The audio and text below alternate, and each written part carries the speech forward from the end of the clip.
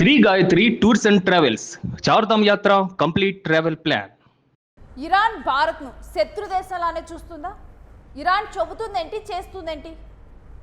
ఇప్పుడు మరొకసారి భారత్ నౌకల మీద దాడి చేయడం ఏ విధంగా చూడాలి? భారతీయ సిబ్బంది ఉన్నటువంటి నౌక మీద ఇరాన్ దళాలు మెరుపు దాడి చేశాయి. ఓమన్ తీరంలో భారత నౌకలకు పెను ప్రమాదం తప్పింది. ఏప్రిల్ 25న కెమికల్ ట్యాంకర్లపై ఇరాన్ కోస్ట్ గార్డు కాల్పులు జరిపారు.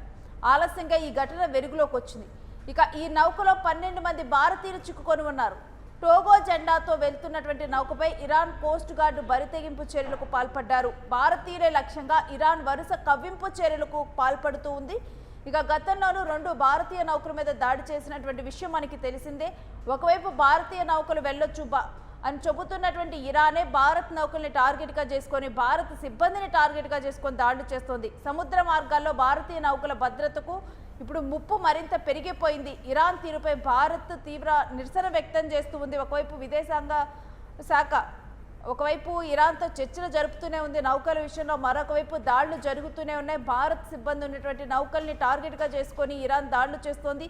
కావాలని చెప్పి ఈ దాడులు చేస్తున్నట్లుగా అనిపిస్తుంది. ఎందుకంటే ఒక్కసారి జరిగితే పొరపాటు అనుకోవచ్చు, సరే 2 సార్లు జరిగితే తెలియక జరిగింది అనుకోవచ్చు, కానీ పదే పదే ఇరాన్ ఇదే రకమైన చర్యకు పాల్పడటం డెఫినెట్గా కూడా ఇప్పుడు భారత్ని అంటే శత్రు దేశంగా ఇరాన్ ఫీల్ అవుతుందా? ఇరాన్ చెబుతుంది ఒకటి, అంటే ఇప్పుడు ప్రజెంట్ ఉన్న సిచ్యువేషన్లో ఇరాన్ చెబుతున్నది ఒకటి, చేస్తున్నది ఒకటా ఏంటన్న డీటెయిల్స్ మా ప్రతినిధి సత్యాన్ని అడిగి తెలుసుకుందాం. సత్య, భారత్ విషయంలో ఇరాన్ ఎప్పుడు కూడా నా ఫ్రెండ్ అని చెబుతూనే ఉంది, చెప్పేది ఒకటి ఉంటుంది, చేస్తుంది ఇంకొకలా ఉంటుంది. ప్రధానంగా ఇరాన్ మరోసారి భారత నౌక పైన భారత్ కెమికల్కి సంబంధించినటువంటి నౌక వస్తున్న పరిస్థితి కనబడుతోంది. దానిపైన కూడా మరొకసారి చెప్పకుండానే దాడి చేసిన పరిస్థితి కనబడుతోంది. సో ఈ మధ్య కాలంలోనే ఇప్పటికే కొంత మరి పెద్ద ఎత్తున ఏప్రిల్ ఏదైతే 25న మరి ఈ దాడి జరిగింది. కొంత లేటుగా ఈ ఘటన అనేది మరి వచ్చిన పరిస్థితి కనబడుతోంది, వెలుగులోకి వచ్చింది. సో ప్రధానంగా మొన్న ఏప్రిల్ 18న కూడా 2 నౌకలను, ఇండియాకు చెందినటువంటి 2 నౌకలపైన దాడి చేయడం, ఎలాంటి సమాచారం లేకుండా ఈ ఇండియా జెండాతో ఉన్నటువంటి 2 నౌకలపైన దాడి చేయడం కూడా పెద్ద ఎత్తున భారత్ సీరియస్ అయిన పరిస్థితి కనబడుతోంది. ఆ నౌకలకు సంబంధించి ఏదైతే సల్మాన్ హెరాల్డ్ కావచ్చు, జంగ్ ఆర్నవ్ కావచ్చు, ఈ 2 నౌకలపైన ఏదైతే ఏప్రిల్ 18న దాడి చేసింది ఇరాన్. సో ఈ విషయంలో ఇక్కడ భారత మంత్రిత్వ శాఖ కూడా మరి వాళ్ళకు షోకాజ్ నోటీసులు ఇరాన్కి సంబంధించిన ఏ ఎంబసీకి షోకాజ్ నోటీసులు ఇచ్చారు. సో అంటే కొంత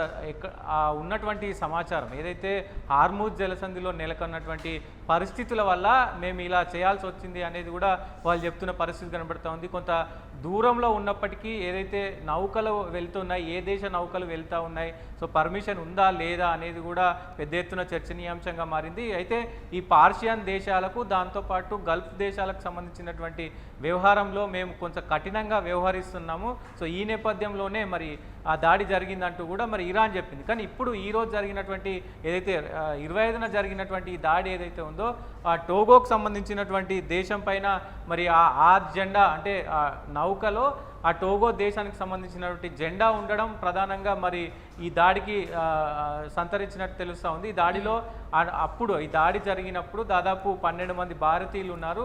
సో అదృష్టవశాత్తు ఎవరికి కూడా ఏం కాకపోవడం ఇక్కడ కొంత ఇదైన పరిస్థితి కనబడుతూ ఉంది. భారత్ మాత్రం ఈ దాడుల వెనుక గతంలో కూడా ఒక నౌక పైన దాడి చేసింది. ఫిబ్రవరి 28 తర్వాత జరిగినటువంటి దాడులు కనుక చూస్తే దాదాపు 4-5 సార్లు కూడా ఇరాన్ ఇండియా నౌకల పైన దాడి చేసిన పరిస్థితి కనబడుతూ ఉంది. పెద్ద ఎత్తున ఇరాన్ ఒకవైపు మిత్రదేశం అంటూనే, సో ఇండియా మాకు అత్యంత మిత్రదేశం, ఇండియాకు సంబంధించినటువంటి ఎలాంటి నౌకలైనా మేము పంపిస్తున్నాము, కొన్ని శత్రు దేశాలకు సంబంధించినటువంటి నౌకలు మాత్రం పంపించట్లేదు, మాకు రష్యా కానీ, చైనా కానీ, భారత్ కానీ, సో అందరూ మాకు సహచరులే, మేము ఆ నౌకలను ఎక్కడ కూడా ఆపట్లేదంటూ మరి ప్రకటన చేస్తూనే ఇరాన్ పైన కొంత మరి ఇరాన్ ఇట్లాంటి నిర్ణయాలు తీసుకోవడం, ఇరాన్ మరి భారత్ నౌకల పైన కావాలని దాడి చేయడం కొంత చర్చనీయాంశంగా మాట్లాడుతుంది. సత్య, ఈ అంశంలో చూసుకుంటే ఇది భారత్ జెండా లేకుండా వెళ్తున్నటువంటి నౌక, టోగో జెండాతో వెళ్తున్నటువంటి నౌక,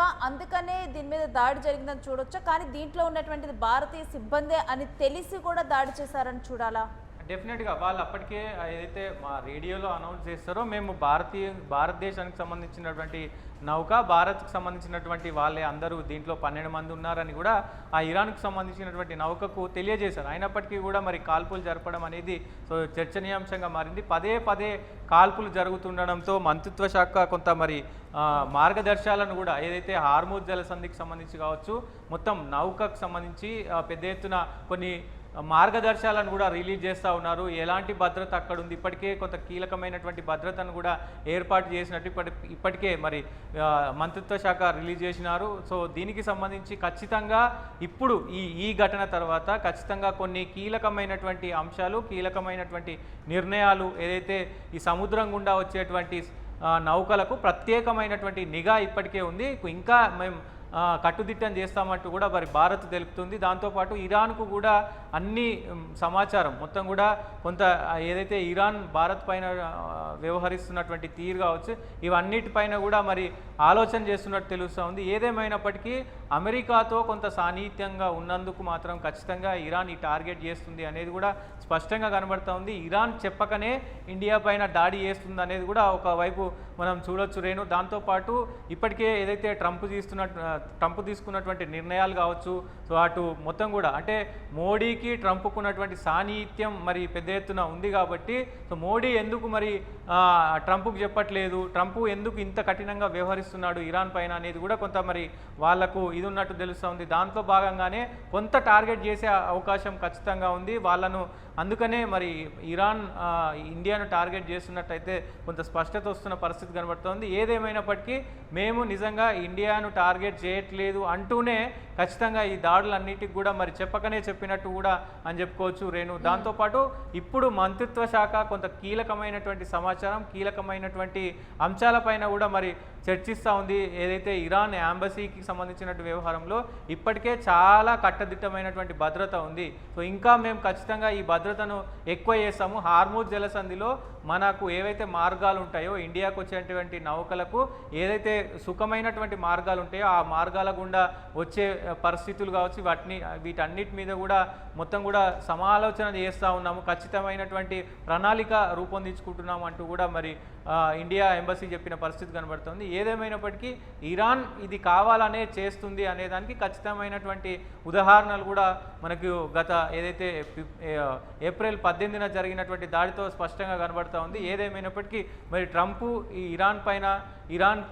ఇరాన్కి సంబంధించినటువంటి వ్యవహారంలో ట్రంప్ మాట్లాడినటువంటి మాటలు కావచ్చు, మోడీ మరి దీనిపైన ఎట్లా స్పందిస్తారు, మరి ఇటు ఇండియన్ గవర్నమెంట్ ఎట్లా స్పందిస్తుంది అనేది ఇక్కడ ప్రధానంగా చూడాల్సిన అంశం. Right Satya, stay with us. మీ దగ్గర నుంచి మరిన్ని డీటెయిల్స్ తీసుకుంటాం. ఇక ఇరాన్ కావాలని చెప్పి ఈ కవ్వింపు చర్యలు చేస్తుందా? ఇరాన్ మనసులో ఏముంది? ఇప్పటికే కూడా పాకిస్తాన్ జరుపుతున్నటువంటి మధ్యవర్తిత్వం మీద కామెంట్స్ చేసింది. పాకిస్తాన్ జరుపుతున్నటువంటి మధ్యవర్తిత్వం చాలా వేస్ట్, పాకిస్తాన్ అంటే ఆ మధ్యవర్తిత్వం చేయలేదు అని చెప్పి కూడా ఇరాన్ ఒక స్టేట్మెంట్ పాస్ చేసింది. మరి ఎందుకు ఇండియా మీద దాడులు చేస్తుంది? అంటే ఇండియా వైపు నుంచి మోదీ దీంట్లో ఇన్వాల్వ్ అవ్వాలి, అమెరికా ఇటు ట్రంప్ శాంతి చర్చల విషయంలో ఇటు ట్రంప్ కూడా ఎప్పుడైతే ఇరాన్ యుద్ధం స్టార్ట్ అయిందో ఆ సమయంలో కూడా ఇరాన్ నుంచే ఒకళ్ళు మాట్లాడటం జరిగింది. ఈ యుద్ధం మోదీ అంటే భారత్ చెబితే కనుక వెంటనే ఆగిపోతుందని చెప్పి రియాక్ట్ అవటం జరిగింది. ఇవన్నీ పరిణామాలు చూస్తుంటే కావాలని చెప్పి మనసులో ఏదైనా పెట్టుకొని ఇరాన్ ఈ విధంగా చేస్తుందా, లేకపోతే ఈ హార్మూజ్ జలసంధి విషయంలో నెలకొన్నటువంటి వివాదంతో ఈ విధంగా చేస్తుందా, కావాలని చేస్తుందా? కానీ ఏది ఏమైనప్పటికీ కూడా భారత్ మీద చేస్తున్నటువంటి దాడిని చాలా తప్పుగా చూడాలి. ఎందుకంటే ముందు నుంచి భారత్ విషయంలో ఆంక్షలు పెడితే అనుకోవచ్చు, ఒకవైపేమో మీరు వెళ్ళిపోవచ్చు, భారత్ మాకు ఫ్రెండ్లీ కంట్రీ, నౌకలకి ఎటువంటి ఇబ్బందులు రావు అని చెప్తుంది, మరొక వైపేమో వెళ్తున్నటువంటి నౌకల మీద దాడులు చేస్తుంది. ఏ విధంగా చూడాలి దీన్ని?